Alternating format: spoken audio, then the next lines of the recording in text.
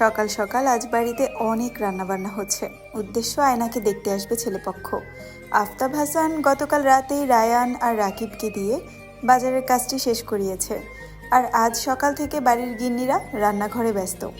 গোলাপজান আজ ফজরের নামাজের পর আর ঘুমায়নি। মান্নাত তার রকিং চেয়ারটায় ঘুমাচ্ছে, তাই গোলাপজান ঘর থেকে বের হতেও পারছে না। গতকাল রাতে যখন নদীর পাড় থেকে ফিরে তারা, তখন মান্নাত তার বাবার সাথে অনেক রাগারাগি করেছে। এক পর্যায়ে মেহেরবানও এই রাগের শিকার হয়। মান্নাত যা ইচ্ছে তাই শুনিয়েছে মেহেরবানকে। গোলাপজান মনে মনে ভাবছে, একটা মানুষ এতটা রুক্ষ মেজাজের হয় কি করে? যখনই কেউ কিছু বলে তখনই তার উল্টাপাল্টা কথার শিকার হয়। এই তো কাল রাতের কথা। আয়না ঘরে এসে যখন বলল, মান্নাত ভাইয়া আপনার সাথে আমার কথা আছে, একটু আমার ঘরে আসবেন, তখন এই লোক এমন এক কথা বলেছে, লজ্জায় গোলাপজানের মাথা ঘুরছে। গতকাল রাত মান্নাত তার গোলাপ যখন কামরায় ফিরে, তখন গোলাপজান শাড়ি পাল্টাতে যায় এবং ফিরে এসে দেখে আয়না দরজার সামনে দাঁড়ানো, কিছু বলতে চাচ্ছে, কিন্তু হাসান মান্নাত শুনতে ইচ্ছুক নয়। বারবার আয়নাকে বলছে, কি রে, তোর কি বিন্দুমাত্র লজ্জা শরম নাই? আমি তোর ঘরে যেয়ে কি করব?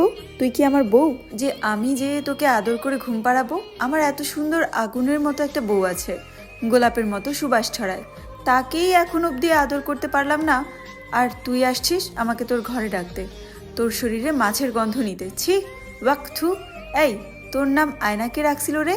তোর নাম দেওয়া উচিত ছিল বায়না আর বেহায়া। সারাক্ষণ শুধু আমার মতো শান্ত একটা ভদ্র ছেলেকে খারাপ ইঙ্গিত দিস।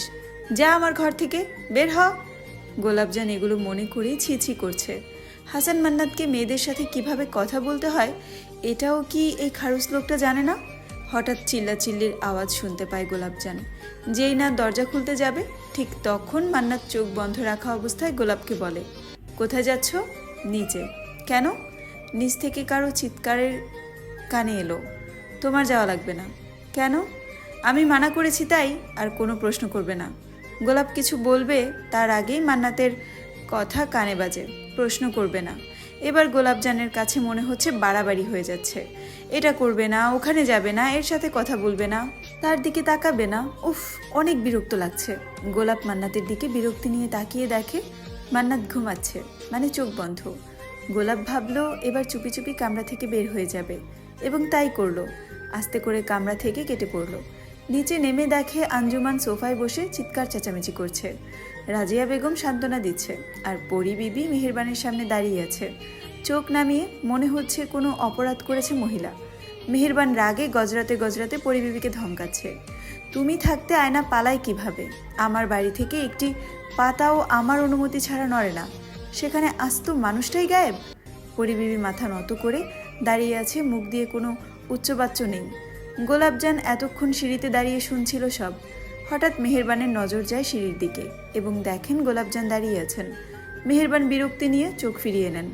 গোলাপজান সেটা লক্ষ্য করলো, কিন্তু কিছু মনে করেনি, কারণ গোলাপ এই বাড়িতে পা রাখার পর থেকেই সে দেখছে মেহেরবান তাকে সহ্য করতে পারে না। গোলাপ ধীরে ধীরে নিচে নেমে এসে দাঁড়ায় আঞ্জুমানের সামনে এবং প্রশ্ন করে বসে, কি হয়েছে এখানে? আয়না আপা কোথায় গেছেন? আঞ্জুমান চোখ মুছে জবাব দেন, জানি না রে মা, আমার কপাল পুড়ল, আজকা বিকালে পাত্রপক্ষ আইব মাইয়াডারে দেখতে, আর আমার মাইয়া এটা কি করলো? এই বলে আঞ্জুমান আবার বিলাপ শুরু করে দিল। গোলাপজানের খুব খারাপ লাগছে। গতকাল রাতেই তো উনার কাছে গিয়েছিল মেয়েটা, কি যেন বলতে চাচ্ছিল, কিন্তু উনি তো শুনলই না। কি এমন হতো মেয়েটার কথা শুনলে? ঠিক ওই মুহূর্তে বাড়িতে সদর দরজা দিয়ে আফতাব হাসান ঢুকেন। পিছনে রায়ান, রাকিব, মালেক, খালেক এবং পাত্রপক্ষের কিছু লোকজন আসেন। মেহেরবান আফতাবকে দেখে সোফা থেকে উঠে দাঁড়ায়। এদিকে বাড়ির পরিস্থিতি থমথমে দেখে আফতাব প্রশ্ন ছুড়ে দেয় মেহেরবানের দিকে, কি হয়েছে এখানে? আয়নার মা কাঁদছে কেন? আফতাব, তুমি একটু আমার সাথে কামরায় চলো, জরুরি কথা আছে। বাড়িতে কুটুম এসেছে, কিন্তু বাড়ির অবস্থা দেখে তো মনে হচ্ছে বাড়িতে লাশ ঢুকেছে। কি হয়েছে কি? বললাম তো, তুমি একটু আমার সাথে চলো কামরায়। রায়ান রাজিয়ার দিকে তাকিয়ে চোখের ইশারায় প্রশ্ন করলো, কি হয়েছে? কিন্তু রাজিয়া কিছুই বলল না, শুধু বিরক্তি প্রকাশ করলো। আর রায়ান ঢুকেছে পর থেকে শুধু গোলাপজানকেই দেখে যাচ্ছে, কিন্তু গোলাপজান সেটার খেয়াল করেনি। আফতাব হাসান মেহেরবানের সঙ্গে কামরায় যায়। এইদিকে পাত্রপক্ষকে বসানো হয় বৈঠকখানায়। পাত্র বাদে সবাই এসেছে ছেলের বাড়ির। দোলা সবাইকে বেলের শরবত দিচ্ছে। গোলাপজানকে ইশারায় দোলা রান্নাঘরে যেতে বলে। গোলাপ ইশারা অনুযায়ী রান্নাঘরে ঢুকে। এই প্রথম গোলাপ বাড়ির রান্নাঘরে যায়। রান্নাঘরটা বিশাল বড়, 4টা বড় বড় লাকড়ির চুলা, সবগুলোতেই বড় বড় পাতিল চড়ানো। গোলাপ বুঝতে পারলো মান্নাতদের বাড়িতে অনেক রান্না হয়, মানুষও তো বেশি, তাই রান্না করাটাই স্বাভাবিক। দোলা রান্নাঘরে ঢুকে দরজা বন্ধ করে দেয়। গোলাপ ভীষণ অবাক হয়। কি হয়েছে, তুমি দরজা বন্ধ করছো কেন বুবু? আপামনি, তুমি ভাইজানরে না কইয়া বাইর হইছো কেন? জলদি উপরে যাও, ভাইজান দেখলে দুনিয়া কিয়ামত কইরা ফেলাইব। আমার ভালো লাগছিল না, আর কত বন্দি থাকবো বুবু? আমিও তো মানুষ, উনি শুধু আমাকে ঘরে বন্দি করে রাখতে চায়। ভাইজান যা করে তোমার ভালার লাগিয়েই করে। এখন তুমি কামরায় ফিরা যাও আপামনি। দরজায় মনে হচ্ছে কেউ ধাক্কাচ্ছে। গোলাপ আর দোলা একটু সরে দাঁড়ায় এবং দোলা যেয়ে দরজা খুলে দেয়। দেখে রাকিব দাঁড়ানো। গোলাপজান মাথায় বড় করে ঘোমটা টানে।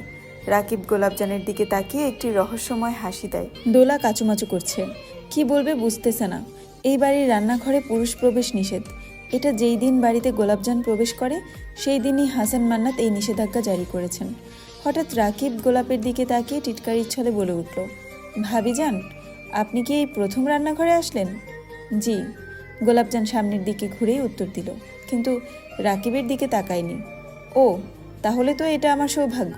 আপনি বরং আমার জন্য 1 গ্লাস মিষ্টি করে শরবত বানিয়ে দিন আমায়। দোলা তো দিলই বৈঠক ঘরে সবাইকে বেলের শরবত। আমি তো বেলের শরবত খাই না ভাবিজান, আমি লেবুর শরবত খাই। ভাইজান, আমি বানাই দিতাছি, আপনি বাইরে গিয়া বহেন। আমি কি তোরে বলছি? আমি তো নতুন ভাবিজানের হাতে মিষ্টি শরবত খাবো, একদম ভাবিজানের মতো মিষ্টি। আমার বউ এই বাড়ির মালিক রাকিব, বাড়ির চাকরদের সেবা করা তার কাজ না, সে শুধু তার নিষ্পাপ স্বামীর সেবায় নিয়োজিত থাকবে। এই বলে গোলাপের কাছে যেয়ে দাঁড়ায় মান্নাত। হ্যালো, আসসালামু আলাইকুম এভরিওয়ান, আমি জান্নাত রহমান, তোমাদের প্রিয় লেখিকা প্লাস প্রিয় ভয়েস আর্টিস্ট। আচ্ছা, যাই হোক, মজা করলাম। তোমরা অনেকেই আমার কাছে বারবার কমপ্লেন করছো যে আপু গোলাপজান 9 পর্বের পরের থেকে দাও, 9 পর্বের পরের থেকে দাও, প্রথম থেকে আবার কেন দিচ্ছ? সো 9 পর্বের পরের থেকেই দিচ্ছি, কারণ তোমরাই সব আমার, তোমরা যা বলবা তাই। সো এটা হচ্ছে 10 পর্ব। পর্বটি কেমন লাগলো অবশ্যই কমেন্ট করে জানাবে, বেশি বেশি রিপোস্ট করবে, তাহলে 11 পর্ব খুব তাড়াতাড়ি পেয়ে যাবে। টাটা।